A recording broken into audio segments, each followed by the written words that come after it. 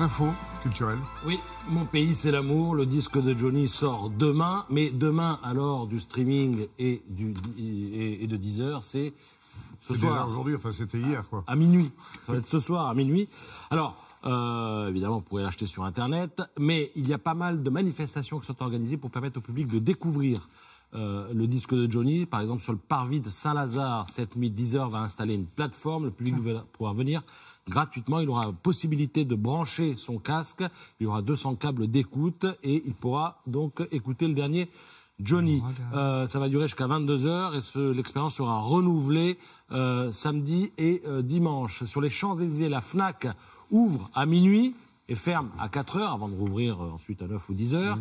Le Cultura de Clessouilly, dans la Seine-et-Marne, ouvre également à minuit. À Olivet, près d'Orléans, Leclerc, ouverture à minuit également. Voilà, les 800 000 exemplaires seront sur le marché dès minuit et 1 minute.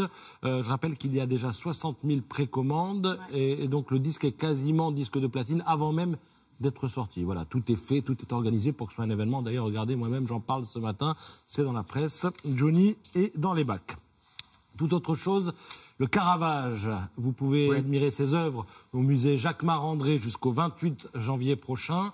Alors, les chefs-d'œuvre du peintre milanais sont souvent marquants, et notamment celui-ci qui est très connu, Judith décapitant Holoferne. Il a peint ça lorsqu'il avait 27 ans, le Caravage. Regardez les clairs-obscurs magiques, le réalisme, c'était du jamais vu à l'époque. Cette toile fait 1,45 m sur 1,95 m. Et alors, dans Ça m'intéresse, vous avez tout le décryptage de la toile. Et là, ça va vous donner envie d'aller au musée. Je vous donne juste, par exemple, cette petite précision. La scène, eh bien, c'est une légende biblique avec un acte héroïque qui a été fait par une jeune veuve juive qui s'appelle Judith, qui est à la ville Mademoiselle Melandroni, qui est une courtisane romaine et une amie du Caravage. Et pour sauver son peuple, elle décide d'assassiner le chef des Assyriens, le général Holoferne.